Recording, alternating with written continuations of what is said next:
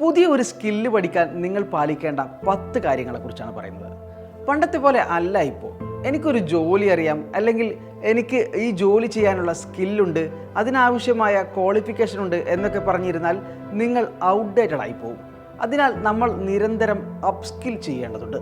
നിങ്ങൾക്ക് ഇപ്പോഴുള്ള യോഗ്യതക്കും കഴിവിനുമൊപ്പം മറ്റൊരു പുതിയ സ്കിൽ കൂടി പഠിക്കാൻ നമ്മൾ ശ്രദ്ധിക്കണം. അത് ജോലിയിലാകട്ടെ നിങ്ങളുടെ മറ്റു കാര്യങ്ങളാകട്ടെ നിങ്ങൾക്ക് വളർച്ച കൊണ്ടുവരുമെന്ന കാര്യത്തിൽ തർക്കമില്ല. ജോലിക്കാർക്കും വീട്ടമ്മമാർക്കുമെല്ലാം പുതിയ കഴിവുകൾ നേടിയെടുക്കാനും അതുവഴി സാമ്പത്തിക ലാഭത്തിലേക്ക് എത്താനും പറ്റും. സ്കിൽ പഠിക്കാൻ ഒരുപാട് സമയമൊന്നും വേണമെന്നില്ല. ദിവസവും 10 മുതൽ 15 മിനിറ്റ് വരെയൊക്കെ മാറ്റിവെച്ചാൽ ഒരു സ്കില്ല് പഠിക്കാവുന്നതേ ഉള്ളൂ. പുതിയൊരു സ്കില്ല് പഠിക്കുമ്പോൾ അത് വിജയകരമാക്കാൻ സഹായകരമായ 10 കാര്യങ്ങളാണ് ഇനി പറയാൻ പോകുന്നത്. ഒന്നാമത്തെ കാര്യം, ആവശ്യം എന്താണെന്ന് തിരിച്ചറിയുക. എന്ത് കാര്യം ചെയ്യുമ്പോഴും പറയുമ്പോഴും ചിന്തിക്കേണ്ട ഒന്നാണ് എന്തിനു വേണ്ടിയാണ് ഇത് ചെയ്യുന്നതെന്നാണ്.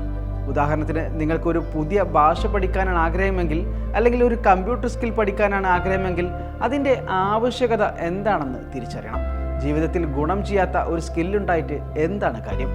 2, അവബോധം നേടുക. പുതിയ സ്കിൽ പഠനത്തിന് മുമ്പ് അതിൻ്റെ അടിസ്ഥാന വിവരങ്ങൾ അറിയുക എന്നത് നല്ലതാണ്. ഒന്നും കാണാതെ എടുത്തു ചാടരുത്. ഉദാഹരണത്തിന്, പുതിയ ഭാഷ പഠിക്കുമ്പോൾ ആ ഭാഷയുടെ അടിസ്ഥാന വ്യാകരണം, സാധാരണ ഉപയോഗിക്കുന്ന വാക്കുകൾ, അത് പറയാൻ പറ്റുന്നുണ്ടോ എന്നുമൊക്കെ മനസ്സിലാക്കുന്നത് വളരെ നല്ലതാണ്. ഭാഷയുടെ ലിപി, ഉച്ചാരണം, ചിഹ്നങ്ങൾ എന്നിവയൊക്കെ മനസ്സിലാക്കൽ അത്യാവശ്യമാണ് എന്നാണ് പറയുന്നത്. ഇതുപോലെ തന്നെയാണ് ഓരോ കാര്യങ്ങളും. ശേഷം ശേഖരിച്ച അറിവുകളുടെ അടിസ്ഥാനത്തിൽ നിങ്ങൾക്ക് മികച്ച ഒരു അടിത്തറ ഉണ്ടാക്കിയിട്ട് വേണം സ്കില്ല് പഠനം തുടങ്ങാൻ. മൂന്നാമത്തെ കാര്യം, ലക്ഷ്യം നിശ്ചയിക്കുക എന്നാണ്. പുതിയൊരു സ്കിൽ ഞാൻ എത്ര സമയം കൊണ്ട് നേടും എന്നൊരു ടാർഗറ്റ് നേരത്തെ ലക്ഷ്യം വെച്ചാൽ കാര്യങ്ങൾ എളുപ്പമാകും. മാത്രമല്ല, സമയം വെച്ചാൽ അത് നിങ്ങൾക്കൊരു പോസിറ്റീവ് എനർജി എല്ലാം തരും. ഉദാഹരണത്തിന്, ഞാൻ 6 മാസത്തിനുള്ളിൽ 50 പുതിയ വാക്കുകൾ പഠിക്കും, അല്ലെങ്കിൽ ഞാൻ ഈ മാസം ഒരു വീഡിയോ നിർമ്മിച്ച് അപ്ലോഡ് ചെയ്യും എന്നൊക്കെ ലക്ഷ്യം നിശ്ചയിക്കാവുന്നതാണ്. അത് എഴുതി വെക്കാൻ കൂടി പറ്റിയാൽ വളരെ നല്ലത്. നാലാമത്തെ കാര്യം, ശ്രദ്ധയോടെ പഠിക്കുക എന്നതാണ്. ഒരു സ്കില്ല് പഠിക്കുമ്പോൾ ശ്രദ്ധ അത്യാവശ്യമാണ്. മൊബൈൽ ഫോൺ ഉൾപ്പെടെയുള്ള തടസ്സങ്ങൾ മാറ്റിവെച്ച് ഒരു ക്ലാസ് റൂമിൽ ഇരിക്കുന്നത് പോലെ വേണം സ്കില്ല് പഠിക്കാൻ. ഇനി നിങ്ങൾ മൊബൈൽ ഉപയോഗിച്ചാണ് സ്കിൽ പഠിക്കുന്നതെങ്കിൽ കോള്, സോഷ്യൽ മീഡിയ നോട്ടിഫിക്കേഷൻ എല്ലാം ഓഫ് ചെയ്ത് വെച്ച് വേണം ഇതിലേക്ക് ഇരിക്കാൻ വേണ്ടിയിട്ട്. ഡിസ്റ്റർബ് ചെയ്യുന്ന കാര്യങ്ങൾ ഏറെ ഉണ്ടാകും, പക്ഷേ ശ്രദ്ധ പോകരുത്. പാഠങ്ങൾ ശരിയായി ക്രമീകരിക്കുക എന്നതാണ് 5ാമത്തെ കാര്യം. ഏതൊരു കോഴ്സ് തിരഞ്ഞെടുക്കുമ്പോഴും അതിനൊരു പഠന ക്രമമുണ്ട്. സ്വയം സ്കില്ല് പഠിച്ചെടുക്കുമ്പോഴും ഈ ക്രമം തെറ്റാതെ നോക്കണം. കഠിനമായ കാര്യങ്ങൾ ആദ്യം പഠിക്കുന്നത് ബുദ്ധിമുട്ടായിരിക്കും. അതിനാൽ ചെറിയ കാര്യങ്ങൾ ആദ്യം പഠിക്കുക, പാഠഭാഗങ്ങൾ വിഭജിച്ച് പഠിക്കുക എന്നിവയൊക്കെ ഉപയോഗിക്കാവുന്നതാണ്. 6ാമത്തെ കാര്യം, പുതിയ അറിവുകൾ പ്രായോഗികമായി പരീക്ഷിക്കുക എന്നതാണ്. പഠിച്ചവ ഉപയോഗിച്ച് യഥാർത്ഥ ജീവിതത്തിൽ പരീക്ഷണങ്ങൾ നടത്തുക എന്നത് പ്രധാനമാണ്. സ്കില്ലിൻ്റെ ഓരോ ഘട്ടങ്ങൾ കഴിയുമ്പോഴും അതൊന്ന് പരീക്ഷിച്ചു നോക്കുന്നത് നല്ലതാണ്. അതുവഴി നിങ്ങളുടെ പ്രോഗ്രസ് കാണുമ്പോൾ മുന്നോട്ട് പോകാനുള്ള എനർജി നിങ്ങൾക്ക് കിട്ടും. 7ാമത്തെ കാര്യം, പഠനത്തിൽ സ്ഥിരത പാലിക്കുക എന്നാണ്. വളരെ പ്രധാനപ്പെട്ട ഒന്നാണ് പഠനത്തിൽ സ്ഥിരത പാലിക്കുക എന്നത്. നിങ്ങൾക്ക് മുന്നിൽ തടസ്സമായി നിൽക്കാൻ 100,000 പ്രശ്നങ്ങളുണ്ടാകും, പക്ഷേ അതൊന്നും പഠനത്തിന് തടസ്സമാകരുത്. ഒരു നേരം തീരുമാനിച്ച് ദിവസേന പഠിക്കുക.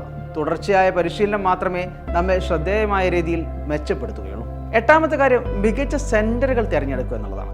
സ്വയം പഠിക്കാൻ പറ്റാത്ത ഒരു സ്കില്ലാണ് നിങ്ങൾക്ക് നേടാനുള്ളതെങ്കിൽ, അല്ലെങ്കിൽ ഒരു മെൻറ്റർ ഉണ്ടെങ്കിൽ നല്ലതാണ് എന്ന തോന്നലുണ്ടെങ്കിൽ ഒരു സ്കിൽ ഡെവലപ്മെൻറ്റ് സ്ഥാപനത്തെ സമീപിക്കാവുന്നതാണ്. വിശ്വാസപരമായ ഉറവിടങ്ങൾ തിരഞ്ഞെടുക്കുക എന്നത് ഏറെ പ്രധാനമാണ്. പഠനത്തിൻ്റെ ഗുണമേന്മ ഉറപ്പാക്കാൻ ഇത് വളരെ നല്ലതാണ്. പഠിച്ചതിൻ്റെ സർട്ടിഫിക്കറ്റ് നിങ്ങൾക്ക് ആവശ്യമുണ്ടെങ്കിൽ ഒരു സ്ഥാപനം തിരഞ്ഞെടുത്ത് തന്നെ വേണം പഠിക്കാൻ. ഓൺലൈനായും ഓഫ്ലൈനായും നിരവധി സ്ഥാപനങ്ങൾ നമുക്ക് ചുറ്റിലുമുണ്ട്. 9ാമത്തെ കാര്യം, പുതിയ കാര്യങ്ങളെ ഭയപ്പെടാതെ സമീപിക്കുക എന്നുള്ളതാണ്. എന്തെങ്കിലും പുതിയ കാര്യങ്ങൾ പഠിക്കാൻ പോകുമ്പോൾ തെറ്റുകളും പരീക്ഷണങ്ങളും ഉണ്ടാവുക സ്വാഭാവികമാണ്. പക്ഷേ അതിൽ തളരരുത്. ഭയപ്പെടാതെ ശരിയായ രീതിയിൽ പഠനം മുന്നോട്ട് കൊണ്ടുപോവുക. നിങ്ങൾ വിജയിക്കുക തന്നെ ചെയ്യും. 10, വിശകലനവും ഫീഡ്ബാക്കും. അവസാനമായി പറയാനുള്ളത്, നിങ്ങൾ ചെയ്യുന്ന കാര്യങ്ങളെ ഇടയ്ക്ക് വിശകലനം ചെയ്യുന്നതും മറ്റുള്ളവരുടെ ഫീഡ്ബാക്ക് തേടുന്നതും നല്ലതാണെന്നുള്ളതാണ്. നിരന്തരമായ ആത്മവിശകലനം നടത്തുക. നിങ്ങളുടെ മുന്നേറ്റത്തെ എപ്പോഴും വിലയിരുത്തുക. ഫീഡ്ബാക്ക് സ്വീകരിക്കുമ്പോൾ ആളുകൾ ചിലപ്പോൾ മോശം പറഞ്ഞേക്കാം, പക്ഷേ അതിൽ നിങ്ങൾ തളരുകയല്ല വേണ്ടത്. കൂടുതൽ നന്നാക്കി മുന്നോട്ട് തന്നെ പോകണം.